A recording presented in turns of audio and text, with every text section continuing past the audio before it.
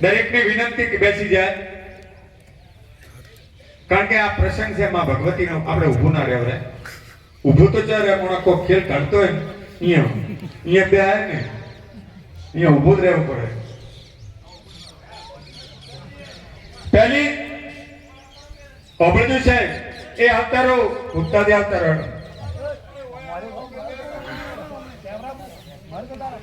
કે આખા ચડાવવા મારી વાત જાતી રહેશે. બેસી જાય કોઈ રોમ રોમ જાહેરમાં કરી દો. જેને કહેવાય મહાભારતનું યુદ્ધ થયું હતું એમાં પણ ધર્મની ધજારોપણ હતી, ધર્મયુદ્ધ હતું. આ જેઠાપાડા હારું નતું, કોઈ જમી હારું ને એના હારું નતું, ધર્મનું યુદ્ધ હતું. એમાં પણ ધર્મ ધજારોપણ કરી હતી. આજે શિવરાત્રીનો મહા મેળો થાય, મહાકુંભ મેળો થાય.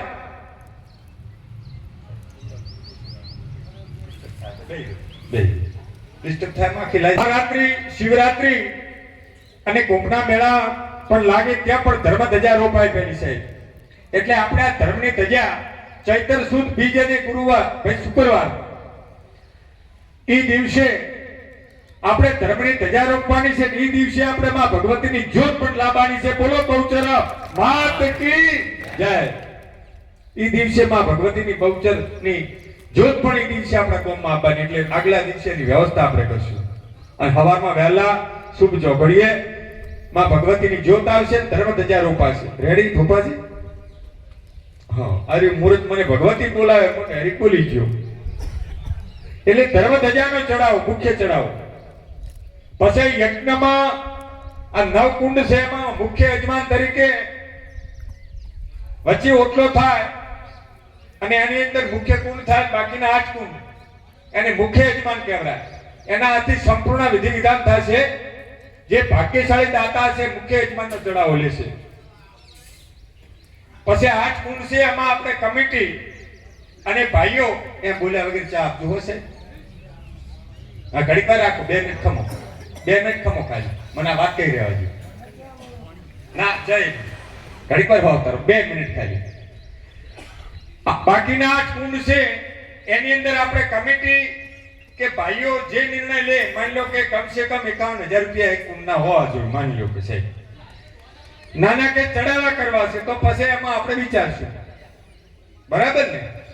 અને કોઈ એમ કે મારે આખા 8 કુંડ ઉસક લેવા છે 5 લાખમાં તો આલ્યા. આ તો એક વાત છે હો સાહેબ, જનરલ વાત કર.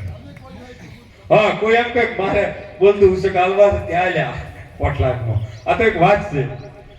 એમ પછી ગણેશની મૂર્તિ ઈ પણ આપણે રજા લેવાની છે. ગણેશની મૂર્તિ અને ભૈરવજીની માં ભગવતી રજા આલે તો કદાચ નવી મૂર્તિ કે મારે આની આ બરોબર છે માં ભગવતી રજા આપશે એના ઉપર નિર્ણય લેવડાશે. પણ મૂર્તિ તો છે જ, આપણે ચડાવો છે.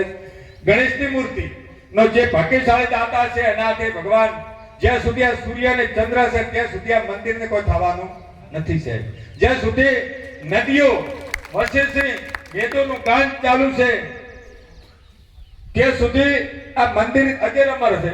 પછી માં બહુચરની પ્રાણ પ્રતિષ્ઠા જે ભાગ્યશાળી દાતા આ ચડાવો લેશે એના હાથમાં ભગવતી બિરાજમાન થશે 24 તારીખે 12:39.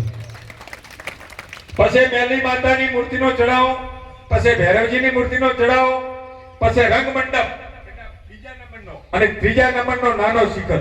3 શિખર આવે છે ઓડાભાઈ, ધરમસિંહભાઈ 3 આવે છે. હા, 3 અને પછી મુખ્ય ધજા. એનો ખૂબ મોટી વસ્તુ છે શિખર ને ધજા. મુખ્ય યજમાન આ બધા એક થી એક ચડિયાતો.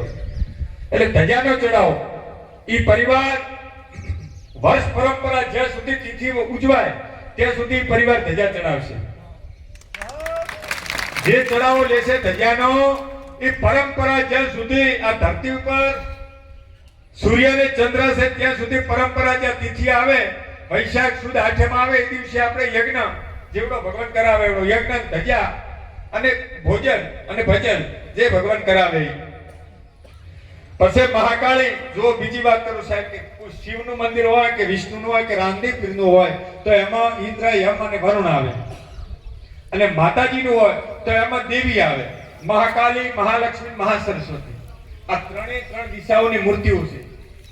એટલે મહાકાળીનો મહાલક્ષ્મીનો અને મહાસરસ્વતીનો કોકને એમ થાય છે કે આપણા માતાઓ નથી જતી આવી, પણ આ દિશાઓની માતાઓ છે, આ દિશા દેવીઓ છે. દિશાની દેવીઓમાં ભગવતી સાથે બહુચર સાથે, એમાં ઇન્દ્ર યમને વરુણ ના આવે.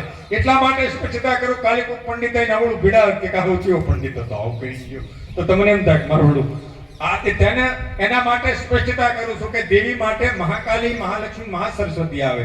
અને તે છતાંય તમે એમ કહેતા હું તો ઇન્દ્ર યમને વરુણ લાવી આવું, પણ શાસ્ત્ર એવું કહે છે કે દેવીઓ સાથે દેવી જ રાખવી જોઈએ, કારણ કે એની સહેલીઓ છે. રેડી? હા, એ જ હોય છે દરેક જગ્યાએ. શાસ્ત્ર જે શાસ્ત્રી ભણેલો હોય એ ભૂલ ના કરે.